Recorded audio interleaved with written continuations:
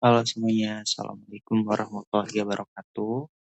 Perkenalkan ya, saya Muhammad Syafiq Rizkullah. Jadi pada kesempatan kali ini tuh saya akan membahas mengenai kepatuhan negara terhadap kewajiban internasional di perubahan iklim melalui analisis terhadap opini Mahkamah Internasional ICJ tahun 2025 atau International Court of Justice tahun 2025. Nah, Eee, topik ini tuh dipilih karena perubahan iklim itu kan saat ini tuh tidak lagi hanya menjadi persoalan lingkungan, melainkan telah berkembang kemudian menjadi persoalan hukum internasional yang melibatkan tanggung jawab negara-negara di dunia. Nah, dampak perubahan iklim dapat dirasakan melalui meningkatnya suhu bumi gitu ya, atau misalnya es di kutub, juga naiknya permukaan air laut. Dan juga, serta meningkatnya frekuensi bencana alam yang terjadi. Nah, dalam kondisi tersebut gitu ya, muncul pertanyaan penting gitu, apakah negara-negara yang telah menjalankan komitmen internasionalnya dengan itikat baik gitu, apakah benar-benar telah menjalankan gitu? Nah, pertanyaan inilah yang menjadi dasar pembahasan pada presentasi saya kali ini. Oke, kemudian kan muncul pertanyaan, mengapa perubahan iklim menjadi persoalan hukum internasional? Nah, perubahan iklim itu menjadi persoalan hukum internasional karena dampaknya tidak mengenal batas negara. Emisi gas rumah kaca yang dihasilkan oleh suatu negara dapat memberikan dampak kepada negara lain secara geografis berada jauh dari sumber emisi tersebut. Contoh yang paling dekat dengan kita adalah kebakaran hutan yang ada di Sumatera. Itu, asap atau debu jerbunya itu sampai ke negara tetangga, Singapura, Malaysia, bahkan Thailand, gitu. Nah, akibat munculnya kebutuhan untuk membangun kerjasama internasional yang mengatur hak dan juga kewajiban setiap negara. Dalam konteks ini, perubahan iklim bukan hanya persoalan lingkungan hidup, namun juga menyangkut keadilan internasional, hak asasi manusia, dan juga pembangunan berkelanjutan serta tanggung jawab negara terhadap generasi sekarang dan juga generasi yang akan datang. Nah, karena sifatnya yang melintas batas ya teman-teman, perubahan iklim itu membutuhkan instrumen yang hukum internasional yang mampu mendorong negara-negara untuk bertindak secara kolektif dan juga bertanggung jawab. Baik, selanjutnya ada rumusan masalah dan juga tujuan dari pembahasan ini ya. Pembahasan dalam presentasi ini tuh fokusnya ada 3 persoalan utama, teman-teman. Yang pertama ada memahami konsep dan juga kepatuhan dan etikat baik sebagai prinsip dasar dari hukum internasional. Yang kedua, kita akan menjelaskan, berbagai kewajiban yang dimiliki negara dalam menghadapi perubahan iklim berdasarkan hukum internasional. Kemudian yang ketiga, kita akan menganalisis makna dan juga dampak dari opini Mahkamah Internasional tahun 2025 terhadap perkembangan hukum internasional kontemporer. Oke, selanjutnya ada di sebelah kanan ada kepatuhan nih, sebelah kanan sini ada kepatuhan dan juga itikat baik dalam hukum internasional. Prinsip dasar, eee, ya benar. Jadi dalam di hukum internasional itu terdapat prinsip yang sangat penting yaitu ada good fight atau itikat baik yang tadi sudah disinggung, sering disinggung itikat baik, the good fight dan juga prinsip ini tuh mengharuskan setiap negara itu menjalankan kewajiban internasionalnya secara jujur, konsisten, dan juga sungguh-sungguh. Nah, prinsip tersebut mencerminkan di dalam pasal 26 WINA 1969 yang menegaskan bahwa setiap perjanjian yang berlaku itu mengikat para pihak dan juga harus dilaksanakan dengan good fight atau itikat baik.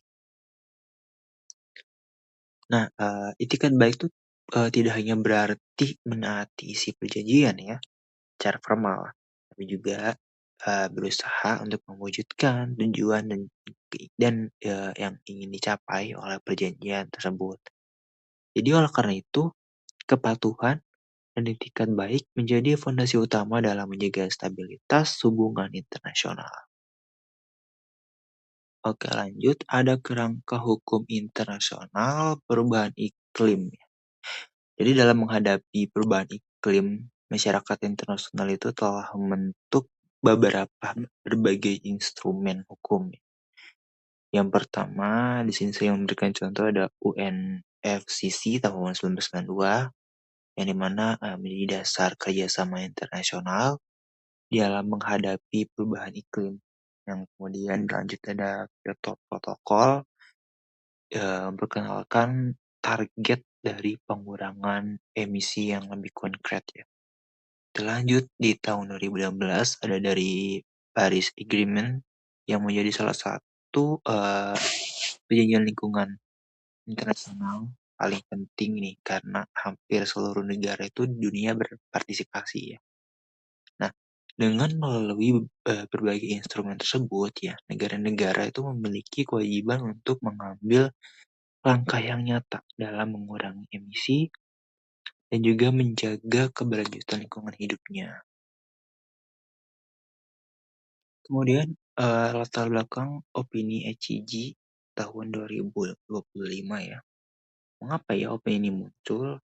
Nah, opini ECG 2025 ini tuh lahir karena semakin besarnya nih kekhawatiran, negara-negara yang rentan terhadap dampak perubahan iklim.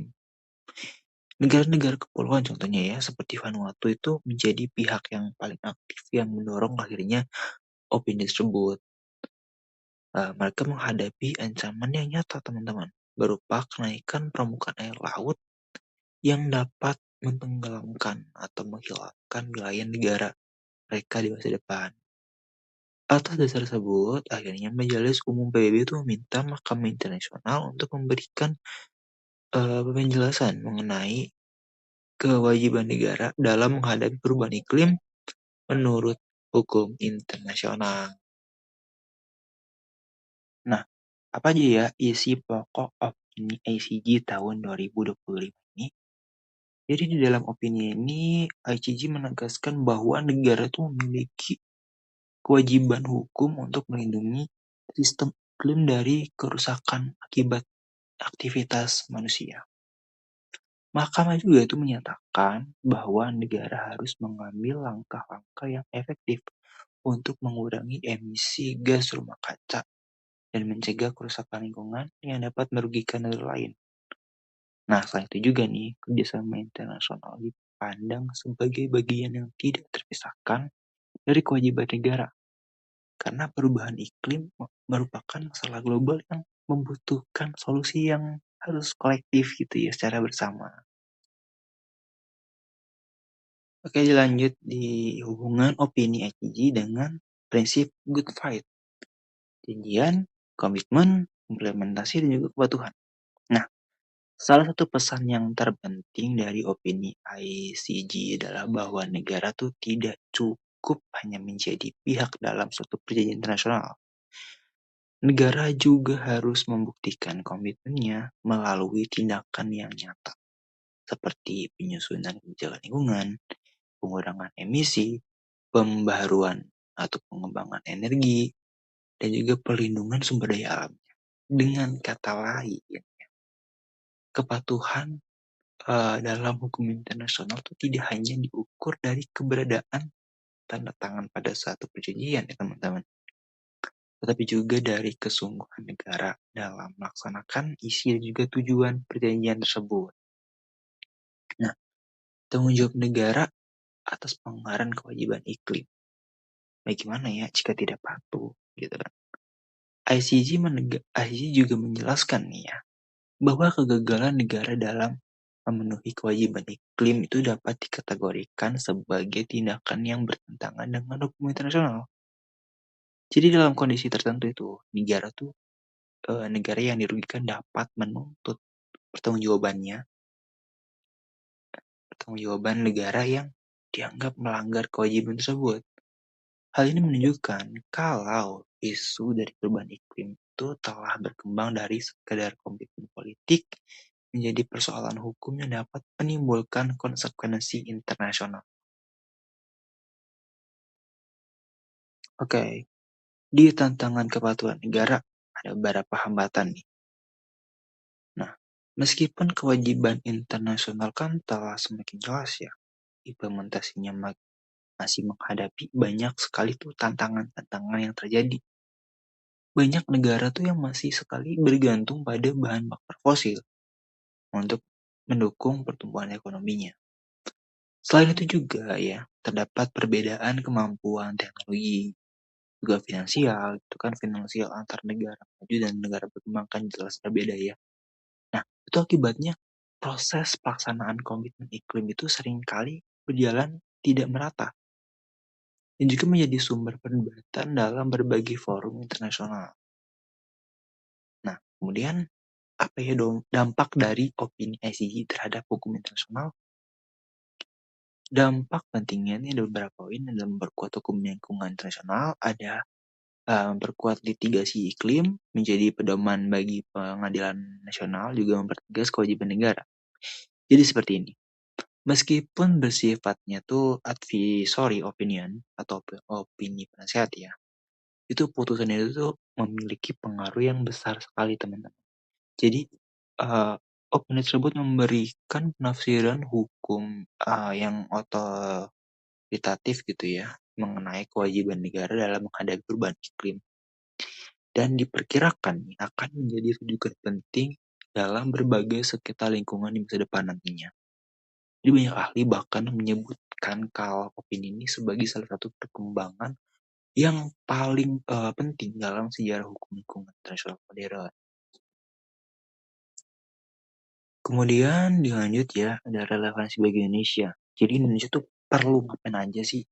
Pertama, perlu menjalankan komitmennya di Paris Agreement. Kedua, mengurangi emisi nasional. Ketiga, ini nih, melindungi hutan dan lingkungan. Gitu ya, melindungi hutan dan lingkungan yang tidak dibabat semuanya menjadi sawit ya teman-teman. Lanjut, menjadi mengembangkan energi terbarukan gitu.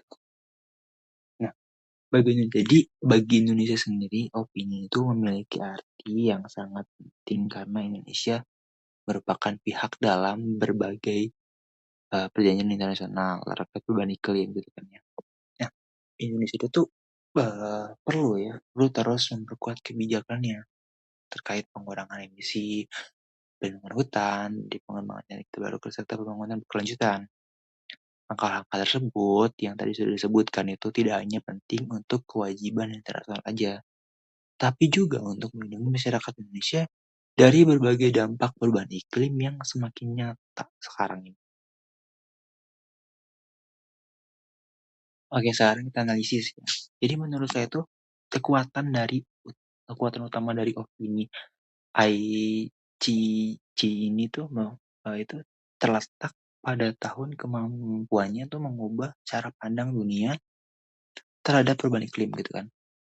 Kalau kalau sebelumnya kan isu iklim itu sering dianggap sebagai persoalan kebijakan atau juga semacam komitmen sukarela gitu ya. Tapi di sini dia tuh menegaskan kalau terdapat banyak sekali kewajiban-kewajiban hukum yang perlu dijalankan oleh beberapa negara, semua negara bahkan ya. Dengan demikian itu prinsip dari good fight ini tidak lagi menjadi konsep yang abstrak gitu ya, atau gambaran kosong belaka gitu, tapi melainkan menjadi ukuran konkret dalam menilai kepatuhan negara terhadap perjanjian dari internasional ini. Jadi isu iklim itu akhirnya itu berubah jadi isu tanggung jawab hukum internasional dari semua negara gitu kan. Seperti itu. Nah, oke.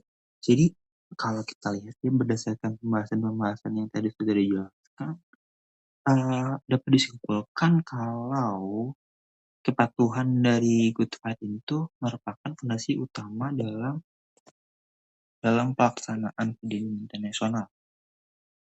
Kita lihat opini Mahkamah Internasional tahun 2025 kan menjelaskan bahwa negara itu memiliki kewajiban hukum untuk melindungi sistem iklim dan melaksanakan komitmennya secara sungguh-sungguh ya. Jadi kegagalan dalam menjalankan kewajiban tersebut dapat menimbulkan konsekuensi hukum internasional. Nah, oleh karena itu, kerjasama internasional yang didasarkan pada kepatuhan dan juga good fight tadi menjadi syarat utama untuk menghadapi tantangan perubahan iklim di masa depan nanti. Seperti itu. Ya, oke, terima kasih sebelumnya. Mohon maaf jika ada salah kata dan ucap dan thank you. Nah, di sini ada quotes. Kita tidak mewarisi bumi dari nenek moyang kita ya, tapi kita meminjam dari anak cucu kita untuk generasi yang akan datang. Nah, di sini juga ada di pojok ini ada laporan. Jadi kalau teman-teman melihat kejahatan atau eh, terkait isu-isu lingkungan, boleh laporkan di bawah sini. Oke, terima kasih. Bye bye. Assalamualaikum warahmatullahi wabarakatuh. Jika lingkungan teman.